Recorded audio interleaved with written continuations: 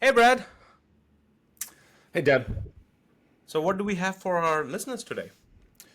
We got a good one today. I'm going to start. So, Deb, imagine you really, really want to be a product manager.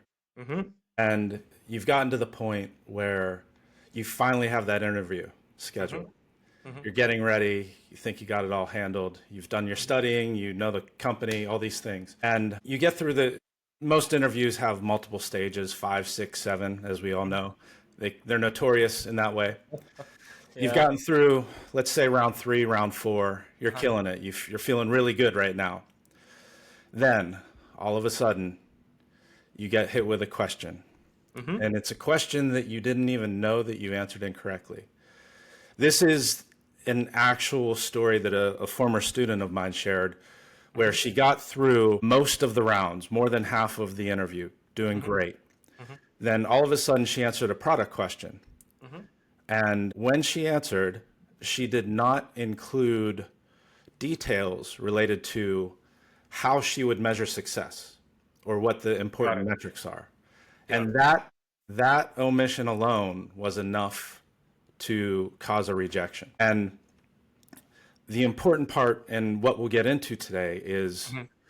that thinking like a product manager is an art unto itself. And once you have it, you see it everywhere. And it Mm-hmm. becomes part of your mode of operation, part of your DNA. And that's so critical to not just getting a PM job, because Mm-hmm. you can study packaged interview questions, Mm-hmm. but also performing and thinking day after day in product terms, and it actually becomes a bit of a blessing once you've developed that. Yeah, and I completely agree. And the like as a fundamental level for listeners, as we're thinking about it, it seems like KPIs and metrics are key to any product management job. But trust me, it becomes really challenging when you're interviewing or when the problem statement is really ambiguous, when you don't know much about the product to define a success criteria, taking everything into account. And there's no right or wrong in an interview. But what I think Brad and I wanted to discuss is what are the few steps or muscles that you can build to help you in that thinking. But Yeah. before we jump into the episode, I'm Dave. I work as a strategic product manager at a healthcare venture capital here at Pittsburgh. And I'm Brad. I am the executive director of the MS in product management at Carnegie Mellon University, and we're here to help. Yeah, absolutely. And please like, comment, and subscribe wherever you're listening us or viewing us. It's a work in progress product, as we always talk about, and our goal here is to make our product community better. So any comments, any feedback, anything that we can do to improve, always appreciate it.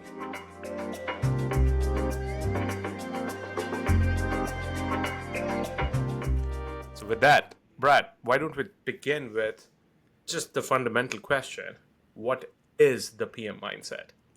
Yeah, I think the simplest way to look at it is that it's a problem solving mindset. Mm-hmm. Now, that is kind of a vague term and means a lot of different things to a lot of different people. I know that in preparation, we've kind of broken it down into a handful of Mm-hmm. important details. What comes to your mind first?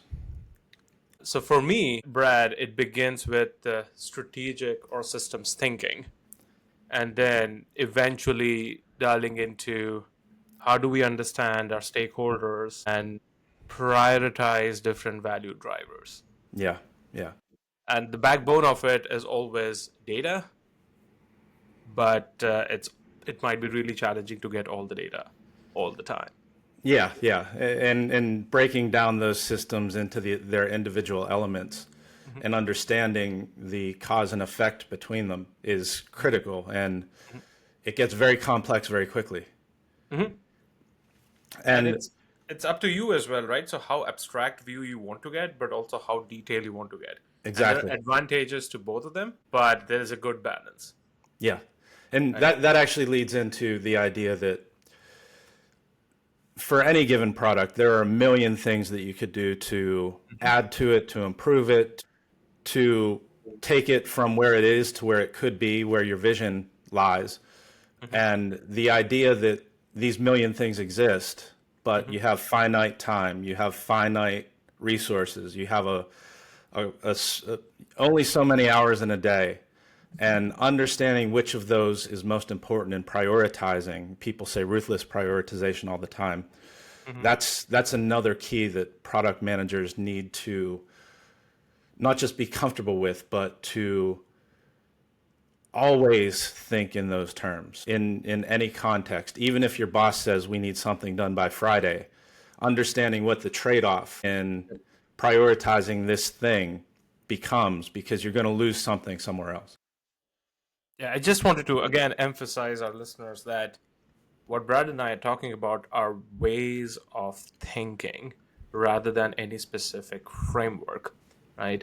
When we talk about systems of strategic thinking, is getting a very broad level view of the stakeholders, really understanding the business priorities before even jumping down in a maybe in a feature that we might be updating or trying to solve for, Yeah.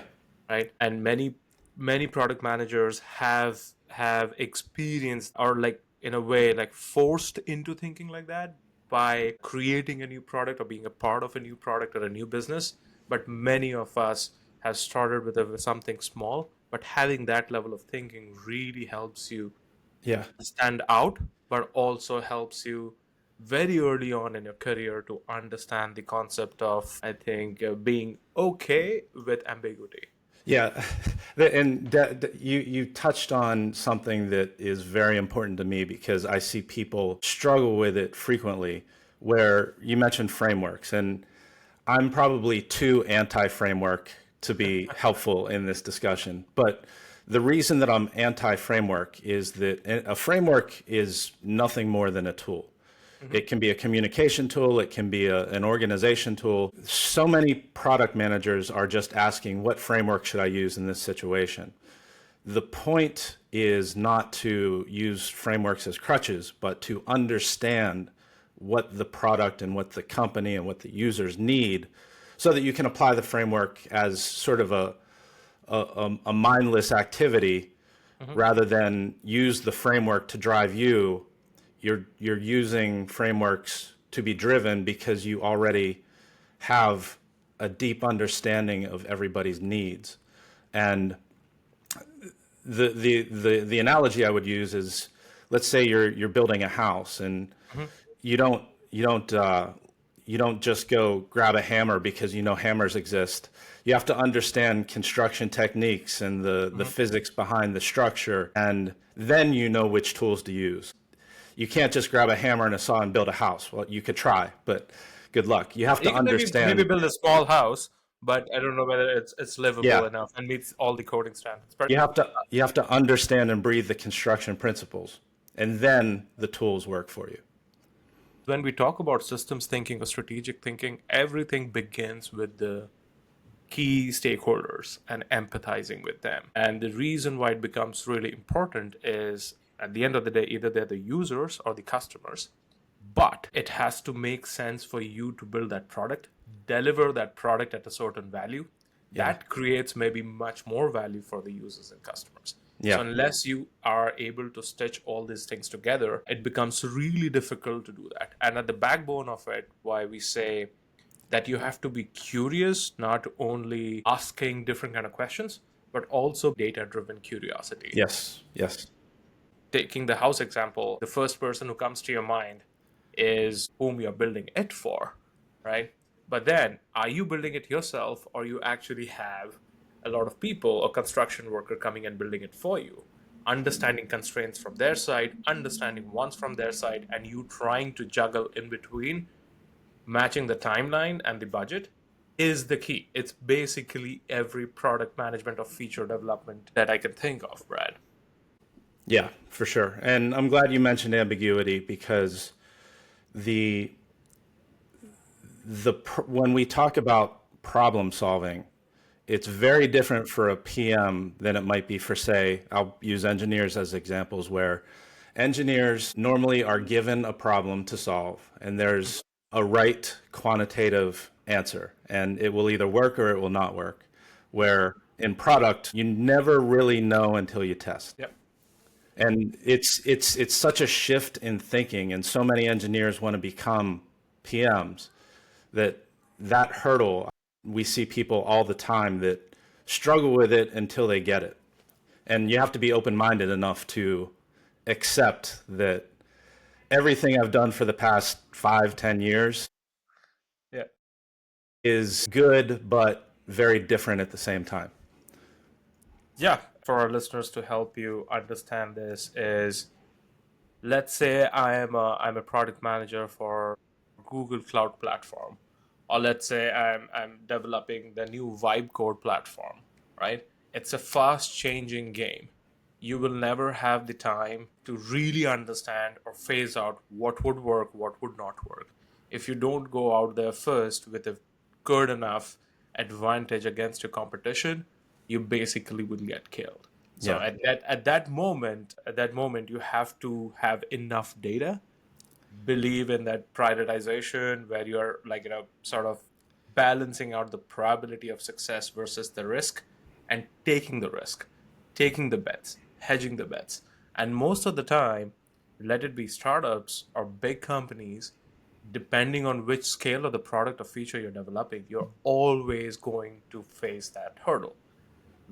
Time against the data, against what you feel versus what the company can actually build in a Mm-hmm. viable, sustainable manner, right? And that becomes key. In startup, it becomes really scrappy. It's like, okay, let's just try it. If it fails, we'll quickly pivot. And in big companies, it's more like, how incrementally can we add value for our customers? Yeah. That's the goal. And there are two different goals, but fundamentally, you'll face the same trade off. It's like, you'll Yeah. never have all the data that you want. You'll never have time to do all the research that you want. And at the end of the day, it's risk versus reward versus value driver. Yeah, yeah, and understanding why you're doing it in the first place is, so you mentioned who's the buyer for the house. Yep.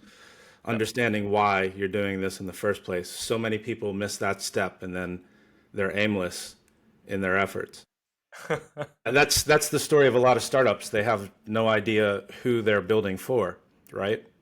Yeah. And also a lot of startups and even big tech companies is like, let's build this and customers will come. Yeah, Sometimes it's very successful, but most of the time the way something was built gets adopted is because you're actually trying to solve some meaningful use cases, which are value drivers, based on the fundamentals of this. But we can discuss a lot more on this.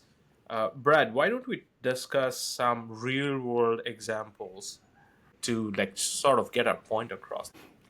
one thing that's interesting to think about for a young PM or an aspiring PM or even somebody who just needs to get ideas or motivation from outside their own domain is to think about, just traversing the city, just moving yourself from point A to point B down the sidewalk on any given day. Mhm. You have your stoplights that are designed a certain way to accomplish certain goals. If you were let's say you were interested in designing something in terms of infrastructure that is like a completely improved way of managing stoplights or and crosswalks, what questions would come to your mind in that situation? I think for me, the first thing I would like to understand is the traffic flow in that whole section of whether it's a street or different avenues, and getting a geographic view or a broader view of what the toggle points are. Yeah. When I put my engineering brain, it's basically a throughput problem, in the sense that, okay, at what time interval that we can figure out based on the estimated volume of people or passengers traveling, get the maximum throughput of vehicles or transport mediums, right? And for me to understand that, you have to first understand what is the volume, where it is coming from. And most of the time, it's speed barriers, traffic, like, the timing interval versus where is the crowd dispersing. Yeah. Let's see, for like, for our users, think of downtown, right? And the traffic flows from everywhere, but where the traffic volume is coming from, how do we unpack or toggle it and balancing all of the traffic flows? It becomes a very jumbled problem, but that's where I'll begin to Yeah. first understand the patterns. I'll even add to that. You could be designing to solve for specific problems at the same time. Like you would inevitably start with some sort of a mission to understand what are the problems. Maybe in any given city, there's traffic is okay most of the day, but it really spikes during rush hour. And maybe there are ways to solve that that are independent of the other hours of the day. Or maybe your city is not very modern and it's not friendly to people in wheelchairs. Hmm. And the timing of the lights and people with disabilities and all these things, like there could be 100 different problems just with the Yep. function of a red light. So understanding what problem or problems you're trying to solve for. One thing that I always think about is, sure, you have all these people wasting time at red lights and they're not synchronized and they're sort of not modern technology, but each of those cars that's sitting there is running and wasting gas. So there's even if you took a fuel efficiency or a pollution Yeah. perspective, you have a different problem that might have a very different solution than simply, like if you were going to optimize for commute time versus wasted fuel, you might have different solutions depending on what your why is behind the effort to do the redesign. Yeah, absolutely. And for our listeners, again, Brad and I are not talking about solving all the problems. And if we ever had to work on similar kind of projects, we'll work with the city planner and the city. But what we are trying to get our point across is, even with a simple red light, you can think really broad, but you can also think really narrow, and help build that mindset and the muscle Yeah. that you're always curious about what problem could be here and how would I go about it. It also, we overlooked, how would I measure the scale of the problem right now? And then Exactly. how would I measure the effectiveness of the solution, or that gets back to our hook where the student Hmm. failed the job interview because she wasn't thinking about how I would measure this. But even having road crews out there, to how are you gonna measure the traffic as it is, so you can claim an improvement later on or add features, whatever it might be. Yeah, because you're tracking against the existing goal. Like whatever you come back with, that eventually you are not better than that, obviously Yeah. Or doesn't work. yeah, does your city have really high insurance rates because you have way more accidents than a comparable city? Is that's a different Yeah. problem to solve for. And how do you measure that? And how do you work maybe potentially with the insurance companies to quantify that and to get funding, perhaps? All these, Yeah. all these. And just going back, I think this is what we talked about in a previous episode as well.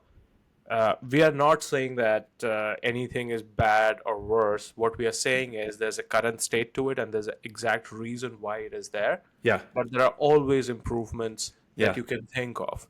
And there is a good reason why maybe that improvement is not implemented. But thinking through that is, how would you improve this? What is the current state? What is the problem size today?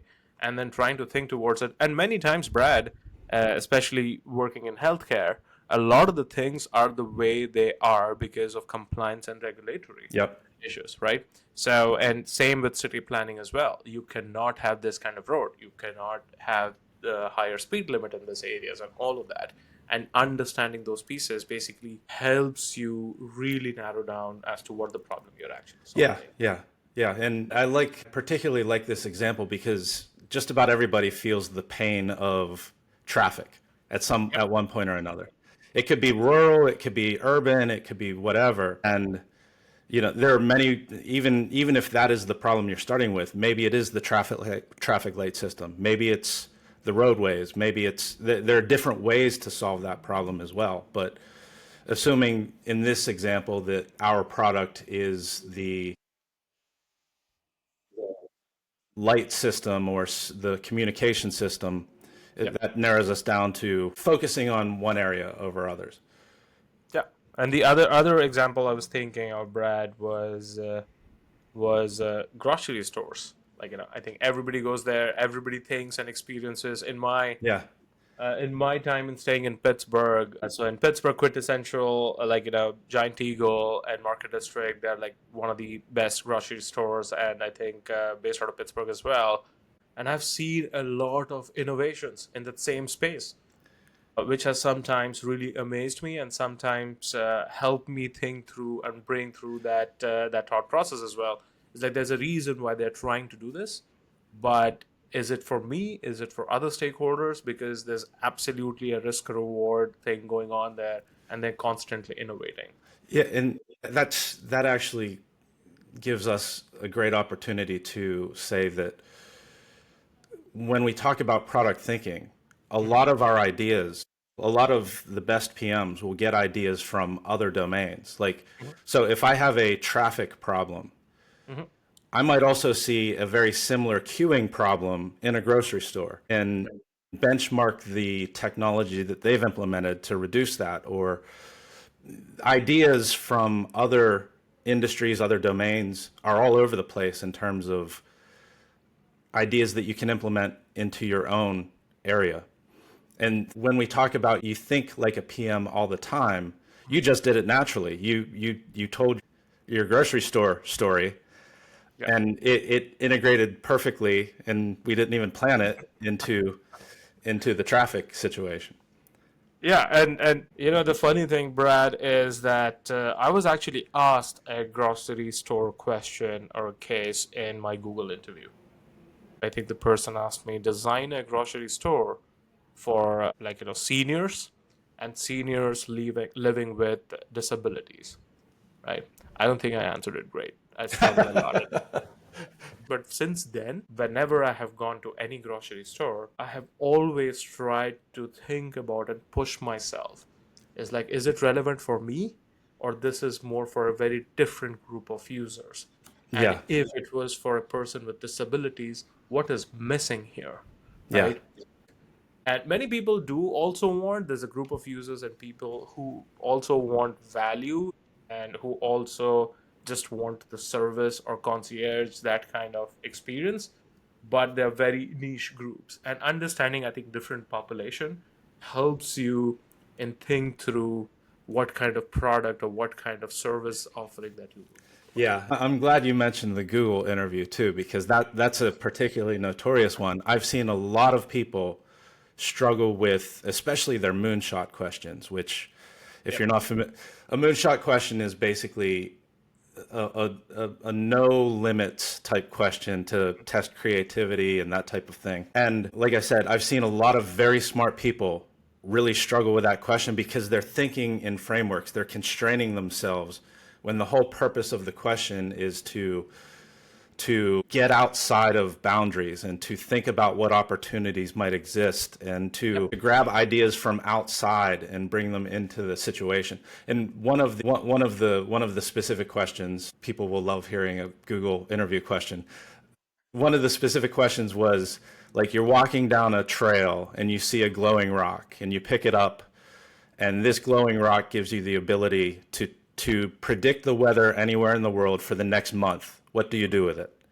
Now, you can start very narrow, but Hmm. when you really contemplate Hmm. what could be done by knowing all of the weather conditions Yeah. globally for the next month, you have so many different people that could benefit from that data, that information. And you can expand a question like that endlessly, but most people are thinking in linear terms Yeah. and just running with their first idea. And that's also a huge part of product management is, Hmm. and it's why it's so important to focus on the problem more than the solution, because if you really grasp the problem, there are multiple solutions almost always. And then it's time to find the most practical, feasible, and implementable. Narrowing down comes afterward. Yeah, I really this kind of interview questions because I think the goal here is to there's no wrong or right answer, but Yeah, it's more like very deeply rooted into the creative thinking that everybody sort of needs when you're a product manager. Because stakeholder interviews I have done or being a part of, everybody knows what the problem is and they will also recommend you what they want to get. But as a product manager, you have to balance out everything else and maybe create something more meaningful that not only delivers them value, but also creates a sustainable business at the back end. Like for your example, when you can control weather or predict weather, whom are you solving for, right? What value are you bringing? And it begins with a very open-ended question, right? Yep. Let's say, for example, if you can predict the weather, then the first question would be, how far ahead? Because if you can predict it, you can provide value for, let's say, ecological drivers or science drivers or businesses and even people who have personal interests as to how do they position themselves, and everything can create a lot of value for political interests as well. But what are you solving for, and how far can you bend your mind on one direction and come back to another direction? Yeah. And then if you feel that these boundaries are far ahead, like how do we create constraints so that even if you have that information, you are creating the maximum value for a broader group of people? And that basically throws off, it threw me, like, to be very honest, Brad, that question on the grocery store, you can answer that at certain level, but when you're thinking about a particular kind of users, it's very difficult to go back and prepare and do that. And for me, I come from an engineering bent of mind. It's very realistic, logical Yeah. thinking, right? So it's very difficult for me, for me to put out of that comfort zone and really think and articulate from a different user, Yeah. different perspective. Uh, Another funny Google interview story. I was talking with one of their directors, and they sort of have a famous question where they say, design a refrigerator for a blind person. Hmm. Very similar to yours. And he told a story where the interviewee said, why do we think blind people have problems with their refrigerators? And the director said he had the job because he asked that question. You can jump right into the design, but then if you haven't asked why, what's the problem in the first place?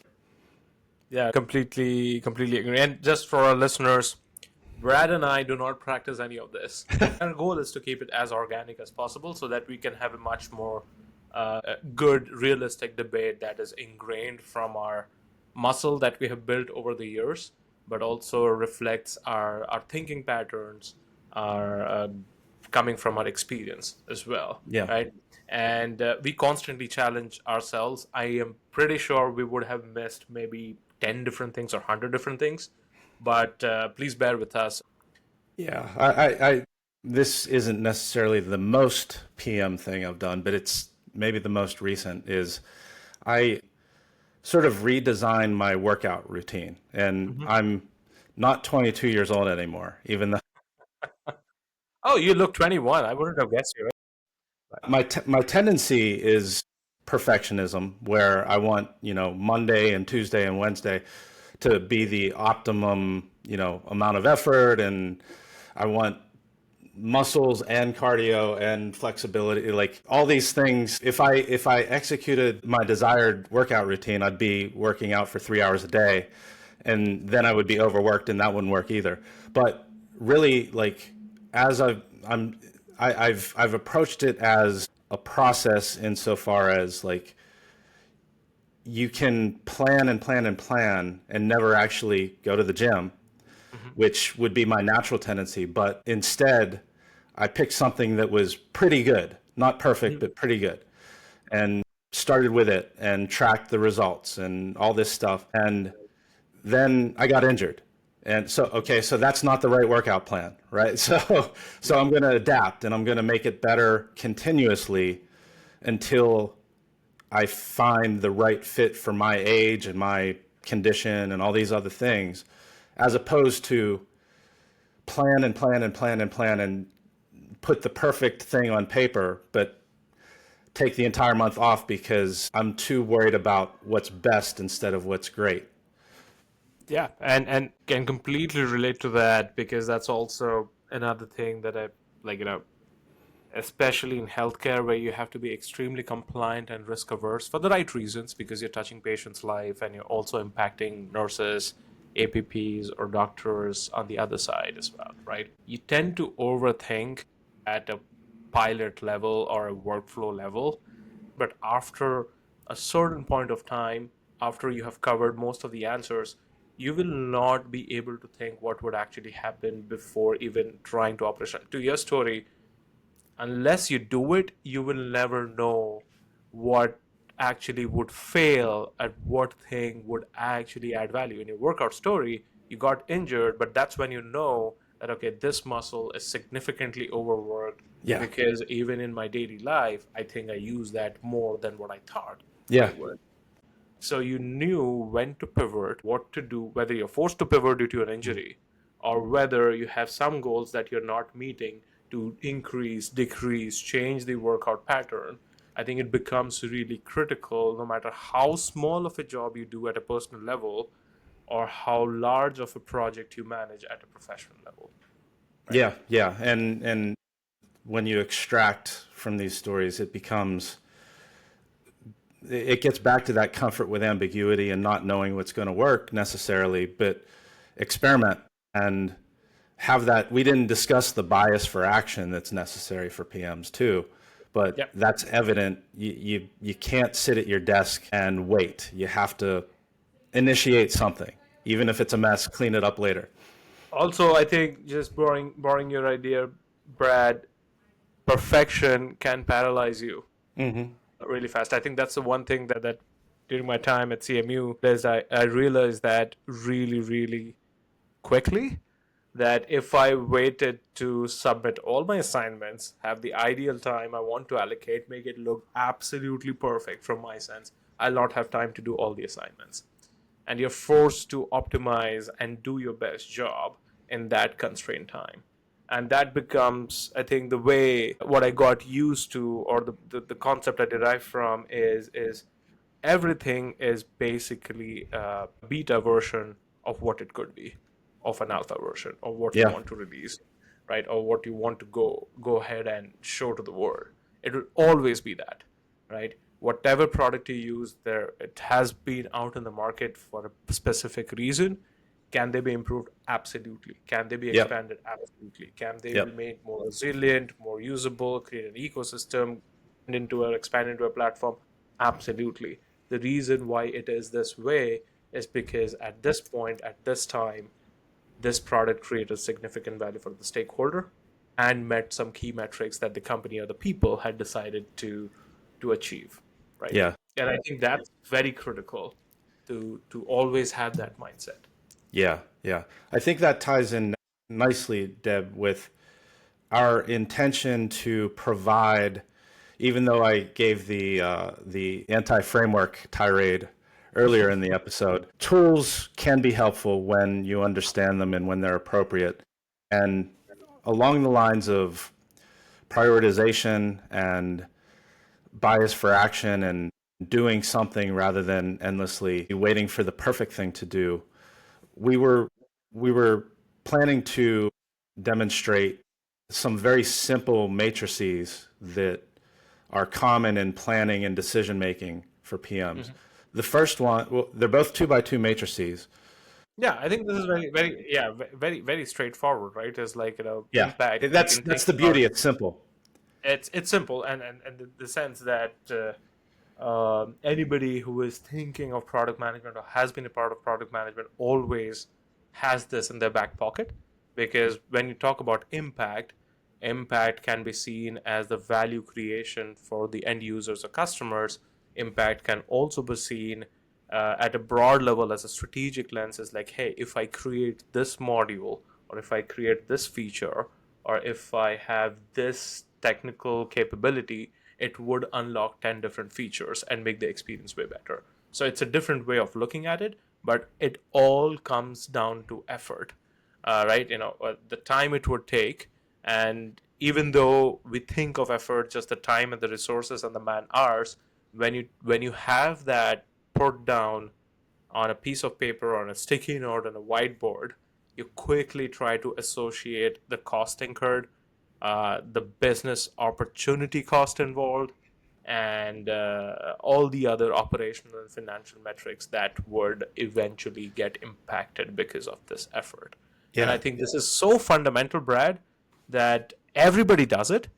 But we want to stress enough, next time you do it, try to extend what you have this as a data point to what implications it has at a strategic level. And I think that's the next step. And leaders usually get this one really right. Even if I'm passionate about, hey, this is what we have to solve for in the next 6 months, they might come back as like, well, either I cannot give you those 6 months.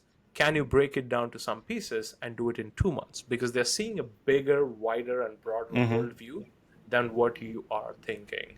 Which is Yeah. why you are hired for. By the way, there's nothing wrong with that. But as you think of becoming a product leader or a leader at an organization or an operator at an organization at a senior level, you have to always think about the risk versus reward, impact versus effort, and how both of them really stitch together. Right, right. And the trick with this as well is as you're planning and weighing trade-offs, it's very easy to underestimate the effort for Mhm. any feature, any initiative, and potentially even to overestimate the impact where when you start organizing this, especially visually, I love visual organization in general. When you start organizing this, in the graphic that we have for people that are listening and not watching, the top left corner is the best corner. It's the highest ROI corner. It's if you're building a roadmap, these are your first features. And the tendency is to put everything in the top left in that prime. So you have to be honest and you have to refine. You have to objectively measure things against each other, which is uncomfortable for a lot of people. Yep. And then we have a similar one I'll show for those that are watching, and we'll discuss it for those that are listening. And this one is called the Eisenhower matrix or the Eisenhower diagram. And this is another 2x2. And in this one, we replace the effort axis with urgency. So it's impact versus urgency. And this is more operational in nature. This is something where you already know what your to-do list might look like, and you want to organize so that those things that have deadlines, those things that need to be done right now, are visible. But even then, you're still weighing them against whether they're worth doing.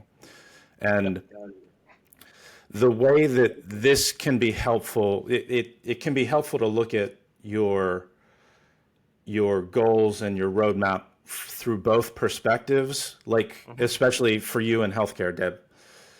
Yep. If you're prioritizing based only on effort and impact, then you might have a really high effort compliance change that needs to be made. And if you objectively measured it only on those two axes, you would downgrade it. But in reality, you don't have a business unless Yeah. it's Yeah. done by a certain date that the government set, right? Yep. Yep. So urgency comes into play in context as well. So these can be tricky, and I often even go back and forth between which one I'm focused on at any given point in time. Yeah, and I think having both of them as a tool or assets as a very basic, very fundamental framework can help you actually unlock a lot of value as you are thinking and having or deciding the next steps as to how to build that. But the funny thing enough is, I think we have used this for prioritizing our household chores, and I know Brad, you did that this This weekend, weekend, right? Right. So that definitely is something that you can take away. Anyone listening to us or viewing us, you can take away and try to implement this matrix and really think and maybe overthink. Sometimes it helps to build that muscle. The other thing I want to take, give our users is, especially when you have large gatherings and family, you tend to have arguments or disarguments or disagreement. And for you, instead of participating, just ask the why.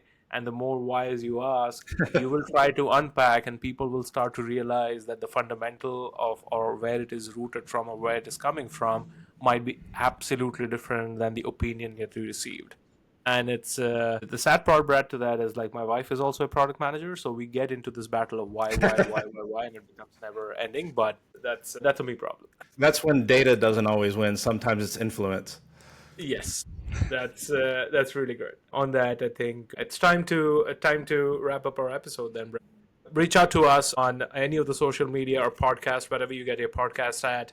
Either comment or you can directly mail to us. at theproductsignal@gmail.com. We are this is early stages for us. It's also a product that we are building. We want to build it according to you, according to our listeners, and what is most valuable. So it's very crucial for us to receive your feedback, your comments in any way, shape, or form. Yeah, Always would appreciate it. requests for topics, all that stuff. That's what we're in this for. If you can, we have a prompt for you as well. It's help us in this episode. Tying back to that episode, where do you spot PM thinking in daily life? You can send us you can DM us, you can add it to our comments, or you can mail it to us as well. If you want to send a voice memo about how you thought about it, always happy to listen to and get or teach ourselves as well. We are also learning.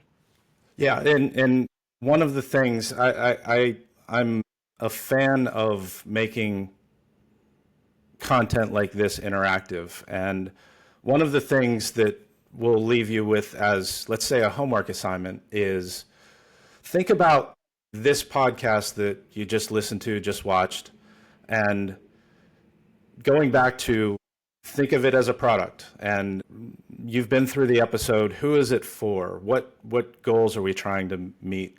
How will we measure success? How is it different than the competition? All these different, not that anybody's really direct competition, but how does it create value for you? How could it be better? And feel free to share your homework assignments. Yeah, please. We're also a constant work in progress, aren't we, Brad? All right. So, do you want to tease our next episode, Brad? Yeah, Deb. The first series, the first few episodes are going to be much more basic than later on. We're really reaching out to grab people that are young PMs, aspiring PMs with these first few episodes, and we're going to talk about the skills specifically necessary to be successful as a PM. And one of the professors here at CMU made a quote, Adam Pulisic, that a PM has to be above average at everything. We'll dive into that in the next episode. Of course. So thank you, Brad, for teasing that out. I'm really excited to discuss that and something that I have personally struggled with, and I know we continue to struggle at several points, but Everyone does. yeah, just making sure that everyone understands that you're not alone. Everybody is on the same boat, right? So with that, like, comment, subscribe. Don't forget to reach us at theproductsignal@gmail.com for any reviews, feedback, constructive criticism. All welcome. Thank you again.